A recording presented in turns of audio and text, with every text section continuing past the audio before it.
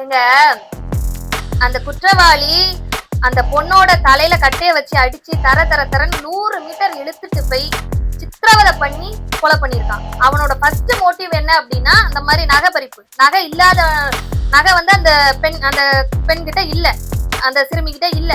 அப்படிங்கிற ஒரு பட்சத்துல இவளையே நம்ம சும்மா விடணும், நம்ம இது பண்ணதுக்கு இவளை வந்து இது பண்ணிடலாம் அப்படின்னு சொல்லிட்டு பாலியல் வன்புணர்வு பண்ணி கொலை பண்ணிருக்கான். வெளியில எப்படியும் அது கொஞ்சம் வளர்ந்த பிள்ளை எப்படியும் கண்டிப்பா எல்லாருக்கும் சொல்லிடும் வெளியே. அதனால பயந்துட்டு கொலை பண்ணிட்டு கஞ்சா அடிச்சுட்டு அந்த பொண்ணு சடலத்து கூடயே அந்த மாதிரி பண்ணிருக்கான். அப்போ இவன் வந்து ஒரு பயங்கர கொடூர குணம் கொண்ட மிருகத்துக்கு கூட ஒப்பிடக்கூடாது. இவர் மிருகத்தோட கொடியவன் தான் நான் சொல்றேன். அதாவது அந்த காவல்துறை அதிகாரி பெண் அதிகாரி பண்ண தப்ப வச்சு மொத்த காவலர்களையும் பழி சொல்லிட்டு இருந்தோம் எல்லாருமே.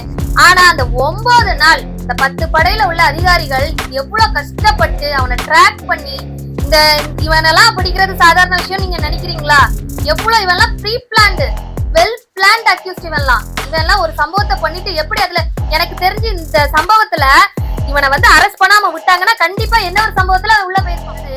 இந்த கொலை குற்றவாளி கஞ்சா நான் பகச்சுக்கிட்டு தான் இந்த மாதிரி அந்த பொண்ணை வந்து நான் பாலியல் வன்புணர்வு பண்ணுனேன் அப்படின்னு வாக்குமூலம் கொடுத்துருக்கான்.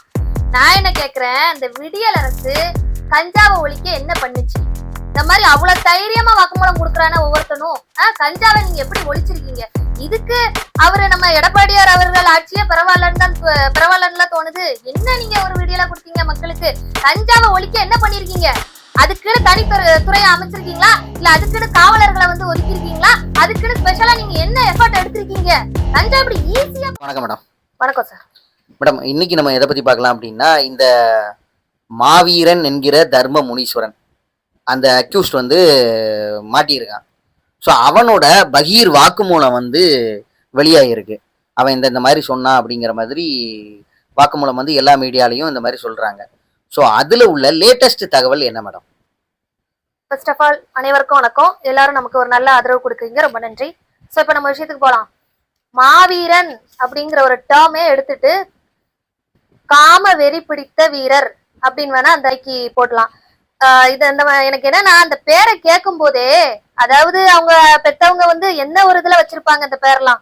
மாவீரன் என்ன பேர் சொன்னீங்க? மாவீரன் தர்ம முனீஸ்வரன். தர்மம்னா என்னது? நியாயமா நீதியா இருக்கிறது. தர்ம முனீஸ்வரர் சாமி பேர்லாம் வச்சிருக்காங்க. அந்த சாமியே அசிங்கப்படுத்துற மாதிரி வச்சிருக்காங்க. சோ பெத்தவங்க சொல்லி ஒண்ணும் இல்ல, ஏதோ சொல்லுவாங்கல்ல அவங்க வந்து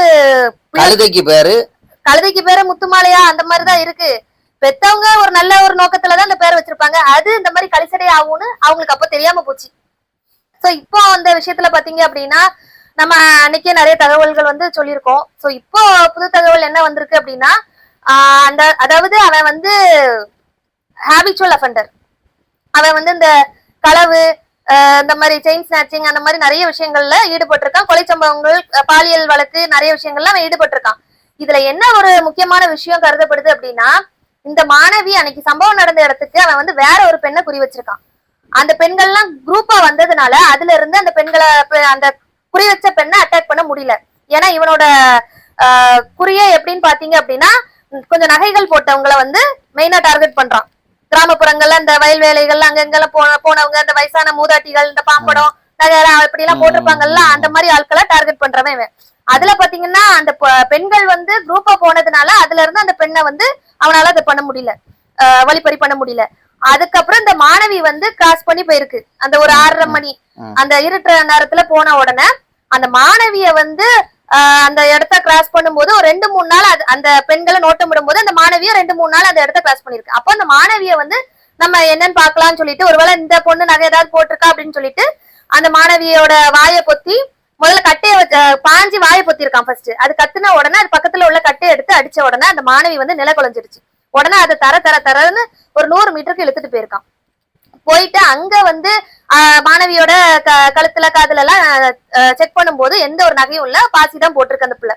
உடனே அப்ப இந்த பிள்ளை எதுக்கு நம்ம சும்மா விடணும், கூட்டிட்டு வந்ததுக்கு ஒண்ணுமே இல்ல, இப்போ எப்படி அதை விட்டா அடுத்து நம்மள காமிச்சு கொடுத்துரும் அப்படின்னு சொல்லிட்டு கஞ்சா அந்த இதெல்லாம் போட்டு பாலியல் வன்புணர்வு பண்ணிட்டு அந்த பிள்ளைய விட்டா எங்க சாட்சி சொல்லிருமோன்னு பயந்து அந்த பின்னாடி உள்ள கல்லுல வந்து தலைய வச்சு இது பண்ண மாதிரி சொல்லியிருக்கான், வாக்குமூலம் கொடுத்திருக்கான். அது மட்டும் இல்ல, ஷாலை வச்சு கழுத்தை இருக்கிற மாதிரி, ஏன்னா கத்திரக்கூடாதுன்னு சொல்லி ஷாலை வச்சு கழுத்தை இருக்கிருக்கான். அது மட்டும் இல்ல, அவங்க அதாவது அந்த பெற்றோர்கள் மிதிச்சிருக்கான். அந்த பெற்றோர்கள் வந்து அந்த மாதிரி அலமோதிட்டு திரியும் போது எங்க சவுண்ட் வெளியே கேட்டுருமோன்னு சொல்லிட்டு வயிற்றுல ஏறி மிதிச்சிருக்கானா, கழுத்துலயும் மிதிச்சிருக்கானா. அதுலதான் அந்த கழுத்தெலும்பு உடைஞ்சு அந்த மாணவி வந்து இறந்திருக்கு. அந்த இறந்திருக்குன்னு தெரிஞ்ச பிறகுமே அந்த போதை உபயோகிச்சு கஞ்சா அதெல்லாம் உபயோகிச்சு திருப்பி பாலியல் வன்புணர்வு பண்ணிருக்கா அப்படின்னு வாக்குமூலம் கொடுத்திருக்கான். இதுதான் நடந்த கதை. ஓகே மேடம், இல்ல இது வந்து இப்போ வந்து இந்த அவன் சொல்றது வந்து கஞ்சா வந்து அதிகமா அடிச்சு நான் அதுல அந்த வெறியில வந்து பண்ணிட்டேன் அப்படிங்கிற மாதிரி இருக்கான். ஸோ இது வந்து இவன் ஸ்பெசிபிக்கா சொல்றதுனால இது தண்டனை குறையறதுக்கோ இல்லைன்னா அந்த வழக்கோட ஸ்பீடை வந்து தொய்வடைகிறதுக்கோ ஏதாவது வாய்ப்பு இருக்கா? ஆமா, அதான் சொல்றேன், அவன் வந்து வெல் ட்ரெயின்டு இதுலலாம் அவன் வந்து அந்த அதாவது நான் வந்து சுயமா இது பண்ணல, அந்த கஞ்சாவோட தாக்கத்துலதான் நான் பண்ணிருக்கேன். அது இப்போ இந்த கஞ்சா பொருளை நான் உட்கொண்டுதான் அந்த சம்பவத்தை பண்ணினேன்னு அவன் அழுத்தம் திருத்தமா சொல்லியிருக்கான். அதாவது நிறைய இதுல பாத்தீங்க அப்படின்னா இப்போ நிறைய பேர் சொல்லலாம், இதுல நீங்க கேட்ட மாதிரி இந்த ஒரு நல்ல ஒரு கேள்வி. இதுல பாத்தீங்க அப்படின்னா அதாவது ரேப்பு, மர்டர், போஸ்கோ இந்த 3 வழக்குகள்ல வந்து கஞ்சா மருந்து எல்லாம் உட்கொண்டு இது பண்ணிட்டேன் அப்படின்னால அந்த ஒரு பேச்சே இடம் கிடையாது. தப்பு தான். அது வந்து கூடுதலாதான் ஜட்மெண்ட்டுக்கு வந்து ஒரு பயங்கர ஒரு வலு சேர்க்கும் விதமா இருக்கும். இதே இது ஒரு பப்ளிக்ல ஒரு பிரச்சனை, அடிதடி சண்டை, அதுல யாரையாவது ஒருத்தருக்கு ஒருத்தர் தள்ளி விட்டுட்டான் வச்சுட்டான், அப்ப அந்த நேரம் வந்து ட்ரக் அடிக்ஷன்ல இருந்தாங்க, தெரியாம பண்ணிட்டாங்க, கொலை பண்ணணும்னு தெரியாம பண்ணிட்டாங்க, அது வந்து கேஸ வந்து வேற மாதிரி நேவிகேட் பண்ணும், அது வேற விஷயம். இந்த வழக்குகள்ல வந்து அவன் வந்து இன்டென்ஷனலா தான் பண்ணிருக்கான். தற்கொலைத்தனமா இப்படி சொன்னா வெளியே விட்டுருவாங்க அப்படிலாம் ஒண்ணுமே கிடையாது. இது வந்து இந்த கேஸ வந்து வலு சேர்க்கும் விதமா தான் இருக்கும் இந்த தப்பு தடயங்கள் எல்லாமே. அது மட்டும் இல்ல, இவன் வந்து ஒரு ஹேபிச்சுவல் அஃபெண்டர். இவன் என்ன பண்ணிருக்கானா, ஒவ்வொரு இது வரைக்கும் 33 வழக்குகள் இவன் மேல பதிவாயிருக்கு. அதுவும் பாத்தீங்க அப்படின்னா அந்த ஒரு லாஸ்டா சொன்னோம்ல ஒரு கொலை வழக்கு, ஒரு மூதாட்டிய பண்ணனா அப்படின்னு சொல்லிட்டு, அதுல பாத்தீங்கன்னா கொலை பண்ணி 2 வருஷம் காவலர்கள் கண்டுபிடிக்கவே முடியல அவனை. ஏன்னா ஒரு இடத்துல ஒரு பெரிய கொலை சம்பவத்தை பண்ணிட்டு பாலியல் வன்கொடுமை பண்ணிட்டு என்ன ஒரு இடத்துல போய் அடிதடி போட்டு ஏதாவது களவு அதுல ஈடுபட்டு என்ன பண்ணிருவானா, ஜெயிலுக்குள்ள போயிருவானா. அப்போ இந்த இடத்துல வந்து காவலர்கள் வந்து தேடிக்கிட்டே இருப்பாங்க யாரு பண்ணானா. அந்த மாதிரி நிறைய வழக்குகள்லாம் அவன் பின்பற்றி இருக்கான். இதுலதான் அந்த கொலை சம்பவத்துல இவன் வந்து கண்டே பிடிக்க முடியல. ஆனா ஜெயிலுக்குள்ள போய் அரெஸ்ட் பண்ணிருக்காங்க. எந்த ஒரு இதுக்கு எதனால அப்படின்னா அவனே ஏதோ ஒரு இதுல உளறி இருக்கான், சக கைதி பெருமையா அந்த மாதிரி அப்படி இப்படி பேசும்போது அதுல சந்தேகம் வந்துதான் அவனை விசாரிக்கும் போது அந்த கொலை சம்பவம் அவன் தான் பண்ணா அப்படின்னு சொல்லி தெரிஞ்சிருக்கு. அதாவது நிறைய பெரிய பெரிய குற்றங்களை பண்ணிட்டு ஒரு சிறிய குற்றங்கள் வழியா உள்ள போயிட்டான்னா இந்த சிறிய குற்றத்துக்கு தான் அவனுக்கு தண்டனை கிடைக்கும். அந்த பெரிய குற்றங்கள் அதுல மறைஞ்சிரும். ஏன்னா அந்த அந்த இடத்துல இவனே இல்லைன்னு சொல்லி நிரூபிச்சிருவாங்கல்ல. இவன் வந்து வேற ஒரு கேஸ்ல உள்ள இருக்கான், இவன் எப்படி அங்க போய் பண்ண முடியும்? அந்த மாதிரி ஆர்கியூமெண்ட்ல முடிச்சு விட்டுருவாங்க. அதனாலதான் இவன் வந்து பர்பஸ்ஃபுல்லா இந்த மாதிரி தப்புகள் பண்ணிக்கிட்டே இருக்கான். 33 வழக்குகள் தெரிஞ்சு பதிவாயிருக்கு, தெரியாம எத்தனை வழக்குகளே ஈடுபட்டு இருப்பாங்க. ஓகே, இல்ல மேடம், இப்ப இவன் மேல வந்து வழிப்பறி நிறைய இருக்கு அப்படிங்கிற மாதிரி சொல்றாங்க. அத பத்தியே ரீசன்ட் தகவல் என்ன? அதாவது இவனோட ஹேபிட் என்ன அப்படின்னா, அந்த மாதிரி ஒரு இடத்துல இருந்து ஒரு பைக்கை எடுத்துட்டு 100-150 கிலோமீட்டர்னு அசராம ஓட்டுவான பைக்கை.